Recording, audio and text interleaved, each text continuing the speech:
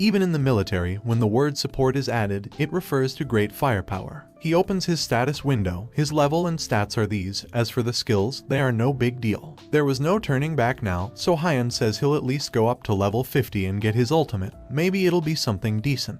Hyun tries to fight against slimes. When he calls the attention of one of them, he uses his ability Protection of the Celestial God. This ability raises 50 defense for a second. Having so much defense, it's as if he was immortal for a few moments. However, when he hits the slime, he realizes that his damage is quite low. Now he uses his other ability, Shield, which protects him for a second and makes the enemies that attack him lose consciousness for 3 seconds, a very useful ability. While killing the slime, he notices that there are more people around doing not only the same thing, but more efficiently. Hyun went out of his way to kill a single slime while the others kill them in one hit. With those stats and skills, Hyun can't do much on his own. He needs a partner, and he already has the perfect candidate. For that in mind, since he can't even hunt a slime on his own, the fastest way to grow is with the help of someone who does a lot of damage, someone with a decent sense for combat who has his skills under control. Clearly none of these people meet that requirement, but Hyun knows a person capable of filling that role, someone he met while playing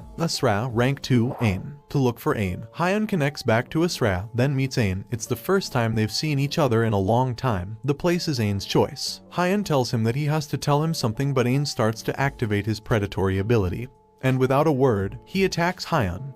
He is not surprised, as Ain has always been the same. The fight continues. All Hyun does is block the attacks. Ain has no intention of listening to him, so he activates body enhancement and his ultimate ability to attack Hyun again. But it doesn't do anything to him. He still ends up losing. After this, Ain finally deigns to speak. Hyun tells him that Asura has been completely remade with virtual reality, so he asks her to join him as a mage, as he had recently heard that the mage class is particularly good. Ain gets a little upset that he only came to tell him that. Hyun tells him that he didn't leave him behind. He just went to see if Asurian was worth playing and then came back to get him. Hyun knows that if the two of them team up, they will become an unstoppable team, just like they were in Asura Online. Ain doesn't understand why he should be a mage. He prefers to be a fighter who does close range damage. Like a berserker, Hyun must convince him to choose to be a mage, otherwise it would be pointless, so he tells him that the mage class requires a lot of control to use, and not only a person with excellent control like Ain could use a mage to its full power. This works to convince Ain, so he decides to join. But first, Hyun will tell him a few things from now on.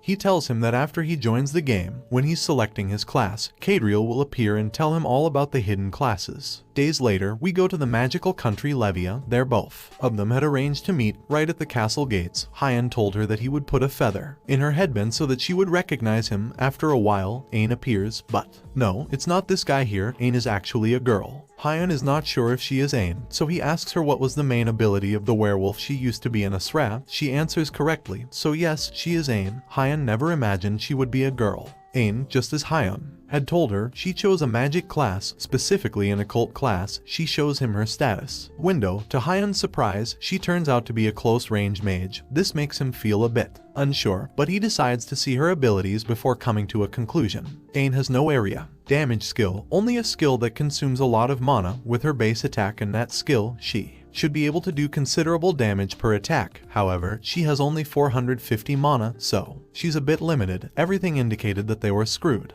Ain wants to go hunting to test her skills, but Hyun tells her that they can't do it there as it's a level 60 area and they would be killed. She proposes to go to another city, but it's the same situation. Going out hunting now is too risky. Hyun must make sure Ain can do enough damage, so after a while, Hyun challenges her to a friendly duel. This makes her quite excited as it's something she likes a lot. However, she knows Hyun is support and won't be able to do much. Hyun tells her that there is nothing to do. She will take all the blows. Next, the will of both is confirmed and the friendly duel begins. Ain uses her Fire Claw's ability to attack Hyun. He plans to take it directly, as he must first see how much damage he is able to do. This causes Ain to defeat him in one hit. Although she is low level, Ain's damage is incredible. She can't accept a hollow victory like that and asks for a rematch.